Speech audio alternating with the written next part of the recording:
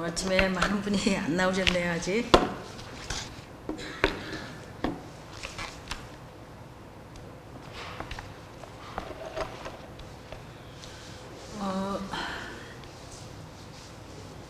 이번 기 안식학교는 그분이 오실 때까지 주인을 위해 관리함. 그래서 이제 청지기 직분도 들어가 있고 이제 여러 가지 주님께서 저에게 하시라는 여러 이제 그런 말씀들이 있는데, 오늘 이제 7과에서는 지극히 작은 자 하나에게 라는 제목으로 오늘은 이제 교과 공부를 해보겠습니다. 이번 기회는 여기 이제 보면은 첫째 날 일요일과 월요일은 하나님이 저희들에게 어떻게 가난한 자들을 위해서 어떻게 하나님이 하시라는 그 명령을 공부하는 거고, 이제 화요일, 수요일, 목요일은 새 인물을 통해서 이제 공부를 하겠습니다. 근데 여기 지극히 작은 자 하나에게는 말이 나와 있는데, 여기 이제 안식일에 보면은 기억절이 그때 임금이 그 오른편에 있는 자에게 이르시되 내 아버지께 복받을 자들이여 나와 창세로부터 너희를 위하여 예비한 나라를 상속받으라. 마태복음 25장 34절 말씀입니다. 성경은 자주 나그네와 고아 그리고 가부에 대해 얘기를 하고 있는데, 이제 이 사람들이 내 형제 중에서 지극히 작은 자일 수 있습니다. 그런데 구약시대나 지금까지도 나그네들이나 또 전쟁 또는 기근으로 인해서 고통받는 사람이 전 세계에 많아요. 그래서 고아들은 전쟁과 또 사고로 부모를 잃은 사람, 이제 그런 아이들이고, 과부들은 고아들과 같이 남편을 잃어서 굉장히 생활하기가 어려운 이제 그런 사람들이죠. 근데 세계적으로 보면은 거의 70~80%가 끼니 걱정을 하면서 어렵게 살고 있다고 그래요.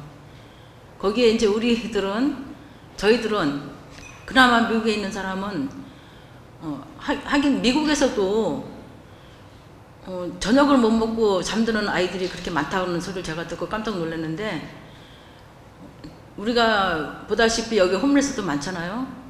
그러는 거 보면은 나는 정말 행복한 사람이다. 먹을 게 없어서 먹지를 못하는 게 아니고 먹기 싫어서 안 먹잖아요. 그런 거 그건 이제 하나님의 은혜인데, 그런 거를 생각하면서 그 작은 자를 이제 저희들에게 그 작은 자를 생각하라고 그랬는데, 이거는 하나님이 저희에게 이렇게 네가 해야 된다, 그거를 해도 되고 안 해도 되는 게 아니고, 성경에 보면은 명령이라고 그랬어요. 그거는 우리의 의무라고 그랬거든요. 그래서 제가 이번에 공부하면서 이게 참 제가 마음에 부담이 됐는데, 제가 사실 도로가 이제 일을 하면서도 많이 돕지도 않고 너무 나만 위해서 살지 않았나 이렇게 좀 생각이 많이 들었어요. 그래갖고 저희가 이제 보면은 이렇게 운전하다 보면은 왜 서서 이렇게 들고 있잖아요. 나 잡을 잃었다, 우리 애들이 먹을 게 없다 이렇게 들고 있는데, 제가 이제 한 번은 이렇게 창문 열고 그러면 그 사람들이 땡큐 갈렛 블레스 유 하고 받아가는데, 옆에 누가 같이 갔었는데 그 사람 왜 줘? 그 사람 그거 줘봐야 술 먹는 데 쓰고 마약하는 데 쓰고. 그래서 그건 내 알 바 아니고 나는 그냥 저 사람을 도와주는 마음으로 주는 거예요. 차라리 내가 만약에 돈이 없어서 못 줄 경우에는 그냥 아무 말 안 하고 그냥 지나가는 게 더 좋은 것 같아요. 왜 저 사람은 저러고 살아? 왜 자기 이렇게 일할 때가 많은데 저 게을러서 그렇다? 이런 말은 할 필요가 없는 것 같더라고요. 그래서 사소한 그런 조그만 사람이라도 내가 좀 도와줄 수 있으면은 좀 좋겠다 이렇게 생각이 듭니다. 돈에 연관돼 있어서 좀 이렇게 좀 민감한 부분도 있어요. 우리가 돈을 어떻게 써야 되는지, 또 나만 그냥 돈을 벌려고 이렇게 하고 있는가 이렇게 생각되는 수도 있어요. 교회 뭐 돈을 양금을 얼마큼 내고 막 이런 것도 여기에 많이 포함되어 있는 것 같습니다. 그래서 제가 이제 일요일 서지를 가면은 예수님의 생애와 사역 이렇게 돼 있는데, 여기에 예수님이 말씀을 이제 늘 하시던 대로 안식일에 회당에 들어가셨잖아요. 그래서 성경을 읽어달라고 부탁했어요. 거기 있는, 그래서 이사야서 61장 1절을 이제 예수님이 읽으셨는데, 주 여호와의 신이 내게 임하였으니 이는 여호와께서 내게 기름을 부으사 가난한 자에게 아름다운 소식을 전하게 하심이라. 나를 보내사 마음이 상한 자를 고치며 포로된 자에게 자유를 갇힌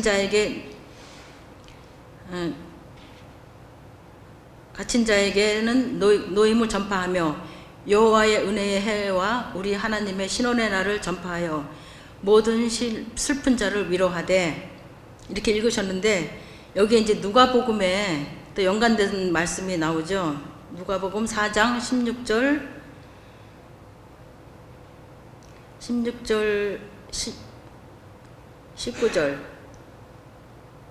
19절에 보면은, 아니지, 누가복음 4장 16절. 예수께서 그 자라나신 곳 나사렛에 이르사 안식일에 자기 규례대로 회당에 들어가사 성경을 읽으려고 서심해 선지자 이사야의 글을 들이거든 책을 펴서 이렇게 기록한 내를 찾으시니 곧 성령이 내게 임하셨으니 이는 가난한 자에게 복음을 전하게 하시려고 내게 기임을 부으시고 나를 보내사 포로된 자에게 자유를, 눈먼 자에게 다시 보게 함을 전파하며 눌린 자를 자유케 하고 주의 은혜의 해를 전파하여 하게 하려 하심이라 하였더라. 이렇게 하셨는데, 그 당시에 그 유대인들은 사실 메시아를 기다린 거는, 왜 메시아를 기다렸어요? 로마 압제에서 우리를 해방시켜줄 그런 메시아를 기다렸잖아요. 그랬을 때 이 기름 부은 자, 가난한 자에게 복음을 전하게 하시며 마음은 상한 자를 고치시며 포로된 자에게 자유를, 갇힌 자에게 노임을, 이렇게 예수님이 말씀하실 때 그 회당에 있던 사람, 말하자면 저기 이제 지금으로 말하자면 목사님이겠죠. 그런 이제 교회를, 회당을 이제 선지자, 아니 뭐라 그러죠? 제가 갑자기 이렇게 회당장들은 그 말이 마음에 안 들었어요. 그렇죠? 자기가, 그리고 다른 사람들도 예수님이 그 많은 이적을 행했을 때도 우리한테 로마에서 해방을 시켜줘서 우리가 먹고 사는 문제, 그런 거를 해결해 주지 않을까 이렇게 이제 생각됐을 거예요. 그 오병이어의 그 이적을 행했을 때도 사람들이 이 사람이 왕이 되면은 우리의 진짜 모든 것을 해결해 줄 수 있지 않을까 이렇게 생각됐는데, 거기에는 또 한 가지 또 일이 있었어. 여기 밑에 보면은 일반적으로 가난은 하나님의 저주라고 생각했어요. 그 당시에는 가난한 사람은 하나님의 저주받았다. 그리고 병들고 이렇게 뭐 문둥병 걸렸다 이런 사람들은 무조건 하나님한테 저주받았다 해서 그 사람들을 멀리하는 그런 성격이 있었어요. 지금도 현대에도 마찬가지예요. 가난은 나라님도 못 구한다는 그런 말을 그렇게 하면서 안 돌보고 그냥 부자들은 더 많은 것을 얻기 위해서 더 모으고 이런 세대가 항상 이렇게 내려온 것 같아요. 그래서 그때는 이제 그런 관심도 별로 두는 사람도 없었는데, 예수님이 그렇게 말씀하실 때 그 사람들은 마음이 굉장히 불편했다고 합니다. 그래서 여기 교훈의 말씀에 있는 것처럼 가난이 하나님의 저주라고 생각했지만 당시 그 유대인들과 달리 메시아로 이 땅에 오신 예수님께서는 가난한 자를 위해서 행하는 것이 사명이라고 말씀하셨어요.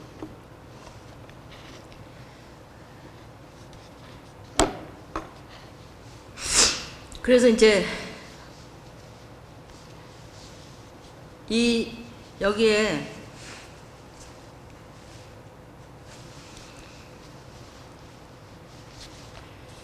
이제 묵상해 보면은 이사야서 61장 1절 2절에 나온 말씀처럼 가난한 사람을 향한 그 예수님의 사랑이야말로 당신이 우리가 기다리던 메시아입니까? 라는 침례 요한의 질문에 답하신 내용에서 나타나듯, 사실은 제가 시대 소망인가 어떻게 거기서 봤는지 침례 요한도 예수님의 그 진정한 사명을 그때는 깨닫지 못했다고 그래요. 그래서 다윗의 보좌를 취하시라고 기대했는데, 그 요한이 여기 밑에 보면은 시대 소망에 나와 있네요. 요한은 당황하여 근심하게 되었다, 이렇게 말씀이 나와 있습니다.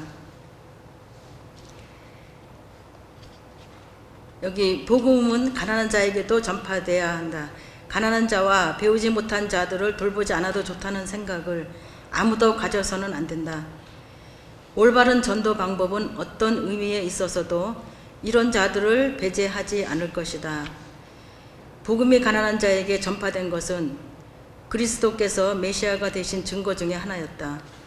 우리는 모든 계급의 사람들에게 이 시대를 위한 특별한 진리를 깨달을 수 있는 기회를 주기 위해 연구해야 한다. 제가 이제 지난주에 그 터키에 굉장히 큰 지진이 있었잖아요. 그래갖고 그 진짜 건물이 무너지는 게 어떻게 저렇게 그냥 무슨 어떻게 저렇게 무너질 수가 있을까, 저는 진짜 깜짝 놀랐는데, 거기가 정말 그렇게 가난한 나라잖아요. 굉장히 가난한 나라인데, 이런 생각, 가난한 사람은 이렇게 하나님의 저주를 받아서 그렇다 막 이렇게 생각하는 것도 사실은 사단이 주는 것 같아요. 사단이 하나님은 우리에게 사랑에 있는 마음을 주시는데, 사단은 그렇게 악한 마음, 나밖에 모르고 막 이런 마음을 주는데, 거기에 이제 제가 뉴스를 보니까 어떤 한 10살도 안 된 애 같아. 여자애가 자기 동생을 이렇게 안고 이렇게 깔려 있었는데, 그거 아마 보셨을 거예요. 근데 그 구출할 당시에 그 남동생은 잠들었어요. 이게 뭔 일인지도 모르고. 그 부모는 이제 다 돌아가셨다고 그러는 것 같아요. 근데 애가 잠에서 깨갖고 여기가 어디지 이렇게 깨어났는데, 그 소녀가 하는 말이, 여기서 나를 꺼내주면은 내가 평생 노예가 될게요, 이런 말을 해서 사람들이 너무 가슴이 아팠다고 그러는데, 그 어린아이가 그런 마인이 있다는 게, 그게 참 진짜 이거는 정말 사람들이 다 깜짝 놀란 거죠. 그 나라 사람들은 그게 보편적인지 모르지만, 다른 사람들은 어떻게 저런 조그만 아이가 저런 생각을 하고 있을까? 그게 참 좀 안 됐더라고요. 불쌍하더라고요. 그리고 이제 여기에 이제 둘째 날 월요일 날에 보면은 가난한 자들을 위한 하나님의 대책이 있습니다. 여기에 이제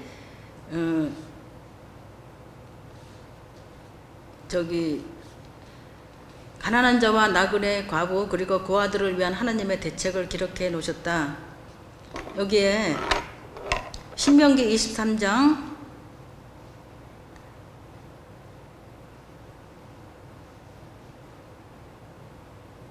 22절,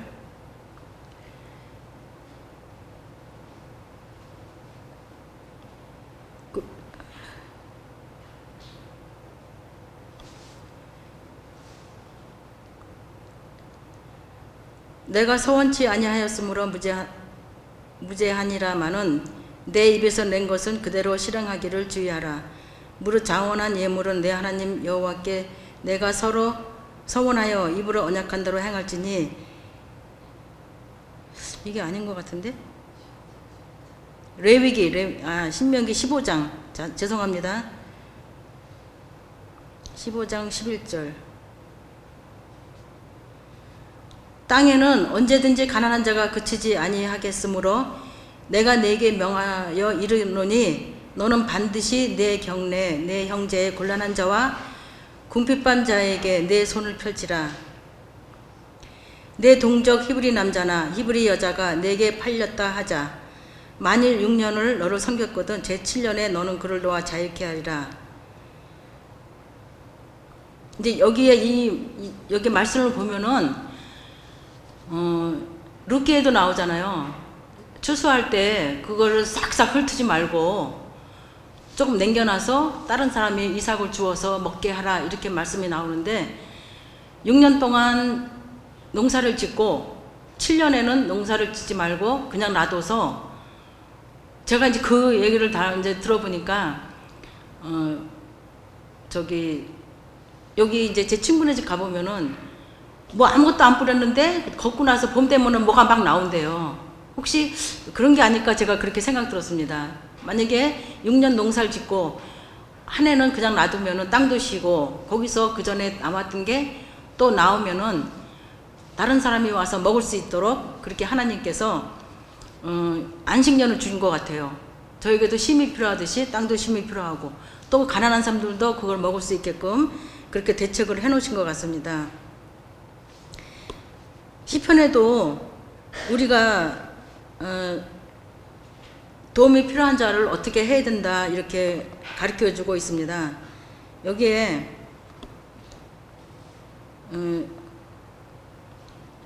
이제 여기 시편에 이렇게 보면은 여기 밑에 성경에는 어려운 사람들을 돕는 자를 위한 약속이 기록되어 있다.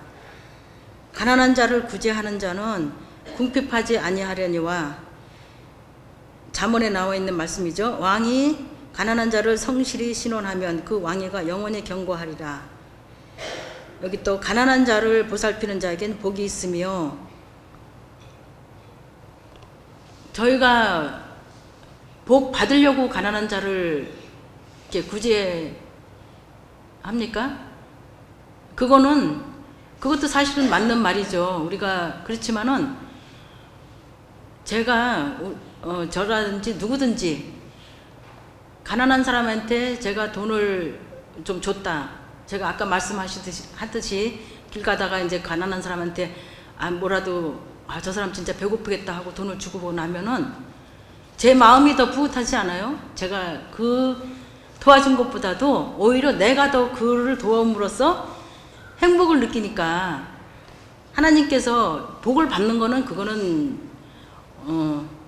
보너스고 하나님께서는 그 네가 행복을 느끼는 그 마음을 느껴보라고 도우라고 하신 것 같아요. 여러분도 물론 그렇게 생각 드시리라 믿습니다. 그래서 여기 이때는 또 이와 반대로 사회 진화론이라고 알려진 이론의 영향으로 많은 사람들이 가난한 자를 도와야 할 어떤 도덕적 의미도 없을 뿐 아니라 오히려 그렇게 하는 것이 잘못된 것이라 생각을 갖게 되었다. 그 대신 사회 진화론자는 뭐 다윈의 진화론도 있어요. 뭐 이렇게 사람이 뭐 원숭이가 사람이 되고 이렇겠지만 사회 진화론자는 이제 이렇게 세월이 지나가면서 이제 강자는 살아남고 약자는 도태된다. 이제 이런 게 사회 구조적으로 이렇게 자꾸 돼가는 것 같아요.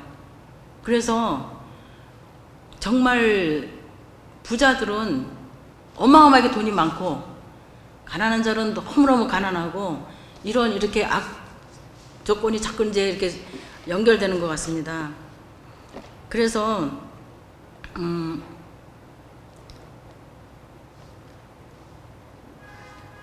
여기 이제 묵상해 보면은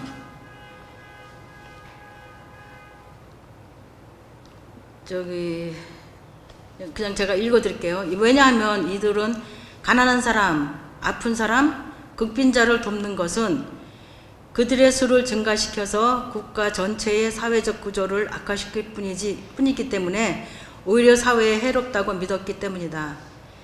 잔혹하게 이를 데 없는 주장이지만 이런 결론이야말로 진화론과 그것을 주장하는 잘못된 가르침이 결국 어디에 도달할지 보여주는 것이다. 남을 도우는 것은, 남을 도와주고 싶은 마음은 사실 우리의 본성이에요. 하나님께서 저희에게 주신 은혜의 마음인 것 같습니다. 그래서 아까도 말씀드렸지만은 남을 도움으로써 우리가 더 큰 축복을 받고 그 행복감을 느끼게 하기 위해서 예수님이, 하나님이 저에게 주신 그런 말씀이라고 저는 여러분과 같이 나누고 싶습니다.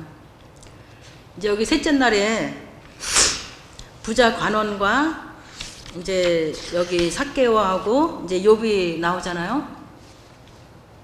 근데 이제 여기에 나오듯이 우리가 부자 관원에 대한 말은 목사님 설교를 통해서도 여러 번 많이 들었어요. 그래서 우리가 잘 아는 말인데, 여기 이제 부자 젊은 관원은 젊었고 관원이었고 부자였어요. 글쎄 모르겠어요. 지금으로 이제 말한다면 혹시 국회의원 정도 되지 않았나 이제 그렇게 생각되는데, 이 사람은 마음속으로는 영생에 대한 갈망이 있었어요. 그래서 이 사람이 그냥 어느 한 날 내가 진짜 예수님이 이렇게 그래서 이 사람은 예수님을 선생이여 이렇게 불렀잖아요. 그래서 그 영생에 대한 갈망이 그날 이렇게 확 나온 게 아니고, 여기에 이제 예수님이 물었잖아요.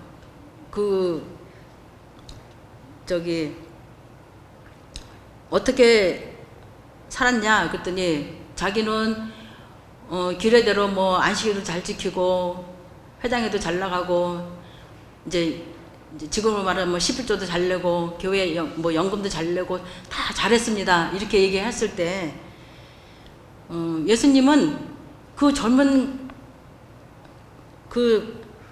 관원도 예수님의 제자로 부르고 싶었던 거예요. 그래서 내 가진 모든 것을 다 바치고 나를 따르라 하고 싶었는데, 그렇게 했는데 이 젊은이의 마음에는 돈이 우상이었어요. 돈이 우상이어서 그 예수님이 하신 말씀을 듣고는 그렇게는 못하겠다. 그렇게 슬픈 기색을 띠고 그렇게 돌아갔다고 그럽니다. 그래서 이 청년과 같이 우리가 그런 선택을 하지 않도록 그렇게 하는 게, 진짜 우리는 뭐 교회 잘 나오고 교회 일 잘하고 뭐 그렇게 남한테 뭐 나쁘게 한 것도 없고 그렇게 생각하지만, 혹시 우리 마음에 다른 어떤 것이 우상이 있는지 그거를 잘 살펴봐야 될 것 같아요. 이 젊은 법감처럼 이 사람의 영생에 대한 진짜 그 간절함을 자기가 잘 깨달았다면 그렇게 떠나가지 않았을 텐데. 그리고 여기에 이제 그랬잖아요. 여기 하늘의 보화를 네가 가질 것이다. 모든 것을 바치면 하늘의 보화를 가질 것이다. 그렇지만은 우리가 하늘의 보화를 갖기 위해서, 우리가 만약에 예수님이 오셔서 구원받아서 하늘에 간다면 그 보화가 우리들한테 무슨 소용이 있겠어요. 거기서 하나님과 예수님과 진짜 천년만년 잘 살 거라고 분명히 성경에는 말씀하시는데, 그 보화를 얻을 것이라 그 말뜻도 그것도 잘 이해해야 될 것 같습니다.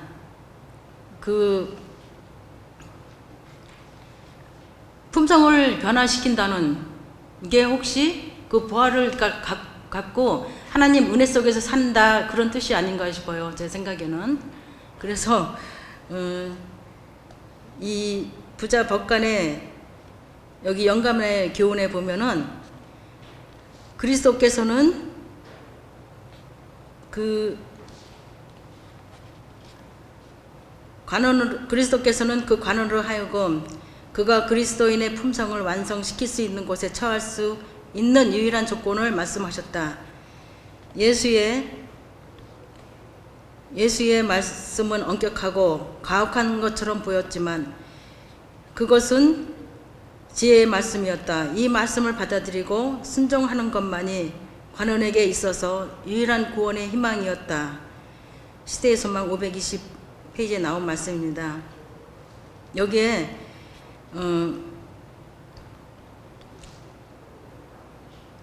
그 부자 관원이 단계에서 어려서부터 내가 잘 지켰습니다. 그리고 예수님한테 왔을 때는 무엇을 해야 영생을 얻으리까 이렇게 물었거든요. 그래서 무엇을 해야 영생을 얻으리까 그거를 생각하지 말고 나의 진짜 모든 것을 예수님을 위해서 사는 저희가 되었으면 좋겠습니다. 예. 이제 그 뒤에 이제 삭개오가 나오는데 삭개오 얘기도 정말 유명한 얘기예요. 우리 어린이 성경학교에서도 이제 이 얘기가 많이 나오잖아요. 많이 나오는데 그 당시 삭개오는 미움의 대상이었어요. 그 로마 세리를 위해서 이제 세금을 징수하는 사람이었는데 원래 바쳐야 되는 세금보다 많이 받아서 자기가 굉장히 이제 부자로 살고 있었죠. 그런데 이제 보통 저희가 성경을 그냥 이렇게 짧게 읽으니까 삭개오가 예수님이 그 여리고에 오신다는 말을 듣고 보고 싶어서 이렇게 나무에 올라가서 그 키가 작았기 때문에 나무에 올라가서 예수님을 이제 만났다 이렇게 나와 있지만 사실은 이 삭개오는 그 침례 요한이 요단강에서 회개하라 이렇게 막 할 적에 그때 이 사람은 벌써 회심을 했다고 그래요. 회심을 하고 자기가 정직하게 살려고 노력이라도 사람이 알아주질 않는 거예요. 사람이 알아주지 않고 자기가 뭐를 더 갚고 자기도 좋은 일을 해보려고 그러는데 이제 사람들이 이제 무시하는 거죠. 아유 저 세리 저 나쁜 놈만 이렇게 이제 그렇게 무시하니까 너무 그 가슴이 아픈데 그 여리고로 예수님이 오신다는 이제 소리를 들었어요. 소리를 듣고 이제 소문이 퍼져서 나는 예수님 얼굴이라도 한번 보고 싶다. 그래갖고 이제 나무에 올라가서 보려고 했는데 예수님은 그 전부터 이 삭개오라는 사람을 벌써 알고 계셨다고 그래요. 알고 계셔서 여리고로 가실 때 거기를 일부러 찾아가신 거예요. 삭개오를 만나러. 우연의 일치처럼 이렇게 보이지만 예수님은 다 계획의 하에 의해서 그렇게 이제 갔는데 여기에 이제 그렇게 해서 예수님이 이제 내려와라. 너희 집에서 오늘 같이 이제 지내겠다 이렇게 말씀하셨는데 그 당시 세리의 집에서 저기 한다는 거는 사람들한테 굉장히 글쎄 쇼킹한 좀 얘기겠죠. 죄인이라고 생각하고 사람들이 이렇게 멀리하던 사람인데 근데 여기에 이제 삭개오하고 여기 밑에 이제 중간에 보면은 삭개오와 젊은 부자 법관 사이에는 공통점이 있었다. 두 사람 모두 부자였고 예수님 만나자고 했으며 영생을 얻기를 원했다. 근데 그러니까 두 사람 사이 공통점이 여기까지고 거기에서 여기 삭개오는 가난한 자에게 소유의 절반을 나눠주고 자기의 토색한 것이 있으면 4배로 갚아준다고 거기서 얘기했잖아요. 이 사람은 부자 법관은 그 자기가 갖고 있는 돈을 내놓기가 싫었던 거고 그것이 돈이 자기의 우상이었으니까 삭개오는 내가 가진 것 모두를 나눠주고 나는 진정으로 회개하고 싶은 마음이 항상 있던 사람이라 예수님을 만나자마자 그렇게 예수님을 만나고 자기가 너무 기뻐한 거는 자기가 전해주면 아까도 말했지만 내가 남한테 용서를 빌거나 주거나 하면은 본인이 기쁘잖아요. 기뻐서 먼저 얘기를 한 거예요. 먼저 얘기하고 그래서 두 사람이 같은 환경이었지만 완전 정반대로 가는 거. 그래서 여기 이제 여기 묵상 밑에 보면 삭개오는 다른 부자들과 마찬가지로 삭개오 역시 재물에 대해 조심할 필요가 있었지만 삭개오는 자기 자신과 재물의 관계를 올바르게 정립하고 있었다. 여기에 이제 공통점과 차이점을 이제 적는데 둘이 부자였고 둘이 예수님을 만났고 한 사람은 영생을 얻고 한 사람은 영생을 못 얻고 또 차이점은 관점이 다르고 고백한 게 다르고 선택이 달랐어요. 그래서 그런 기로에서 우리는 어떠한 선택을 해야 되는지 그게 굉장히 중요한 것 같습니다. 여기 영감의 기운에 여기 부자 청년 관원이 예수에게서 돌아설 때 하나님의 나라에 들어가기가 얼마나 어려운지란 주의 말씀을 듣고 제자들은 놀랐었다. 그들은 서로 그런즉 누가 구원을 얻을 수 있는가 하며 놀라서 부르짖었다.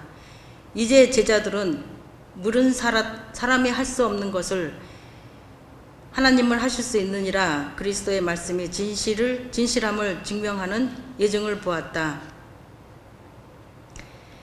여기 이제 마가복음, 누가복음 여기 이제 성경절이 나오는데 제가 읽지는 않겠습니다. 제자들은 하나님의 은혜를 통하여 부자가 어떻게 하늘나라에 들어갈 수 있는지 보았다. 사실은 돈이 죄가 아니에요. 어떤 때는 사람들이 그러잖아요. 돈이 많게 뭐 악의 뿌리다 뭐 우리 얘기를 하는데 돈이 많으면은 우리는 진짜 할 일이 많아요. 첫째로 선교 사업도 해야 되고 가난한 사람도 도와야 되고 그래서 제가 이제 제가 하는 일이 있잖아요. 근데 어떤 사람은 그래요. 나는 돈을 많이 벌면 안 돼. 왜냐면은 정부에서 받는 월페어 같은 거 있다고 안 된다는 거예요. 그래서 돈 좀 많이 벌어서 우리 멋지게 좀 살아보자. 멋지게 좀 선교 좀 해보자. 제가 이런 말을 한동안은 좀 자주 했었는데 돈이 많으면은 진짜 얼마든지 좋은 일 할 수 있으면서 살 수가 있습니다. 내가 녹심만 안 부리면은 그런 거를 부자 법관과 삭개오를 통해서 이제 배웠습니다. 이제 거기에 이제 이제 목요일 마지막 주제 이제 욥을 생각하라 나오는데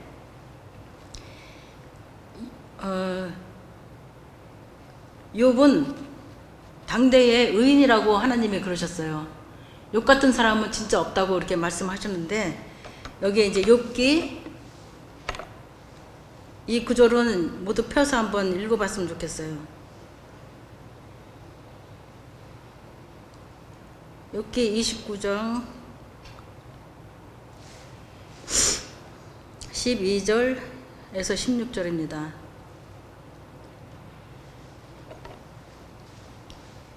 이는 내가 부르짖는 빈민과 도와줄 자 없는 고아를 건졌음이라. 망하게 된 자도 나를 위하여 복을 빌었으며 과부의 마음이 나로 인하여 기뻐 노래하였느니라. 내가 의로 옷을 삼아 입었으며 나의 공의는 도포와 면류관 같았었느니라. 나는 소경의 눈도 되고 절뚝발이의 발도 되고 빈궁한 자의 아비도 되며 생소한 자의 일을 사실해 주었으며 여기에 이제 보면은 망하게 된 자도 나를 위하여 복을 빌었으며 이렇게 말씀하신 거는 혹시 이제 진짜 망하게 된 자를 도와줘서 이 사람이 욥을 더 축복 이렇게 감사하다고 이렇게 여러 가지 이제 그렇게 나는 많은 일을 했다 그랬잖아요. 근데 욥은 처음에 진짜 가축도 많고 집도 많고 자식들도 많고 그랬을지라도 그게 의시되지 않고 굉장히 성실하게 살았던 것 같아요.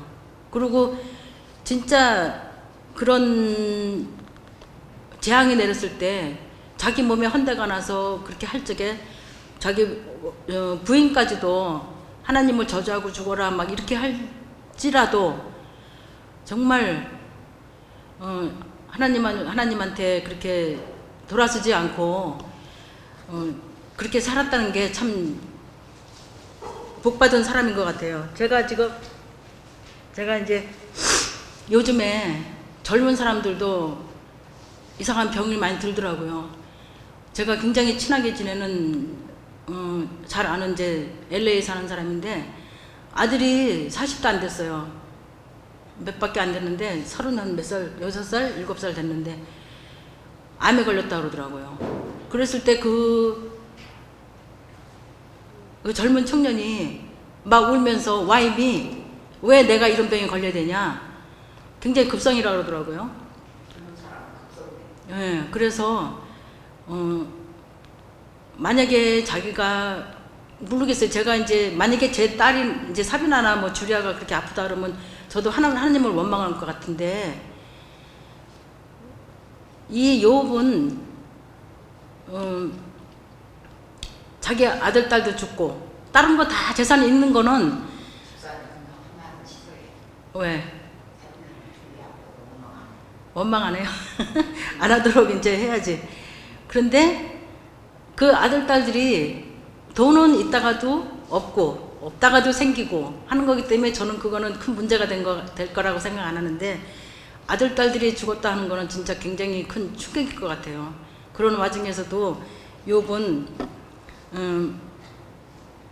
하나님을 배반하지 않고 그런 결국은 하나님한테 더 큰, 2배로 더 큰 축복을 받았잖아요. 그래서 우리도 그런 믿음을 가졌으면 좋겠습니다. 제가 여기 디모데전서 6장 17절에 19절을 제가 적어놨는데, 여기 내가 이 세대에 부한 자들을 명하여 마음을 높이지 말고 정함이 없는 재물에 소망을 두지 말고 오직 우리에게 모든 것을 후히 주사 누리게 하시는 하나님께 두며 선한 일을 행하고 선한 사업에 부하고 나눠주기를 좋아하며 동정하는 자가 되게 하라. 이것이 장래에 자기를 위하여 좋은 터를 쌓아 참된 생명을 취하는 것이니라.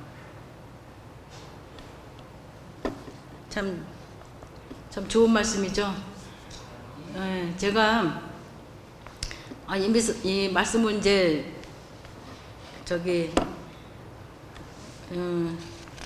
여러분 이렇게 앞에 나와서 이렇게 해야 되기 때문에 정말 일주일 내내 정말 참 공부를 많이 했습니다. 하면서 마음에 참 부담이 많이 됐어요. 왜냐면 제 생각에 제가 그렇게 이렇게 예수님처럼 하라고, 예수님이 이거는 아까도 제가 말했지만은 우리의 의무가 아니고 예수님이 이렇게 명령하신 거예요.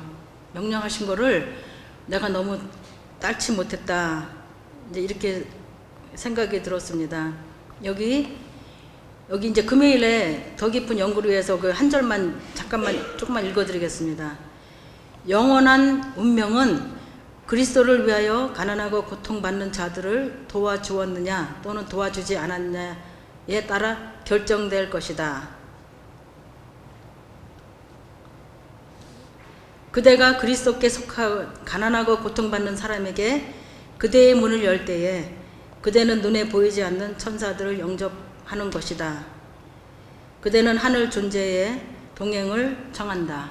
이렇게 말씀하셨는데, 예수님이 내가 감옥에 있을 때 네가 날 돌보았고 내가 목마를 때 물을 주었고 그랬어요. 언제 그런 일을 했습니까? 그랬잖아요. 그러니까 주위에 있는 작은 사람한테 이렇게 동정의 말이나 우리가 건강하지 않으면은 낫는 게 진짜 복음이고, 배고픈 사람한테는 먹을 거 주는 게 그게 복음이고, 믿음이 없는 사람한테는, 영생을 원하는 사람한테는 하나님의 말씀을 전하는 게 진짜 그 참된 말인데, 제가 좀 그런 걸 잘 못하고 있지만 그래도 이 말씀을 통해서 이런 거를 해야 된다, 이런 거를 배우는 한 주간이 되었습니다. 네, 감사합니다. 잠깐 기도하겠습니다. 사랑의 예수님, 저희에게 말씀을 통해서 남에게 어떻게 대하라는 것을 잘 배울 수 있게 해주시네 감사합니다. 저희에게 넉넉한 마음을 주시고 선한 마음을 주셔서 저희보다 못한 사람이 있으면 도울 수 있는 마음을 허락하여 주시옵소서. 아버지, 지금 이 시간에 지진으로 인해서 그 추운 날씨에 부모 잃고 고통받는, 온 가족을 잃고 고통받는 여러 사람들이 있습니다. 그곳에 속히 회복할 수 있도록 주님 도와주셨고, 저희 마음도 그곳을 향할 수 있도록 주님 도와주시옵소서. 적은 돈이라도 물질로나 기도로서나 그들을 도울 수 있는 저희의 선한 마음을 허락하여 주시옵소서.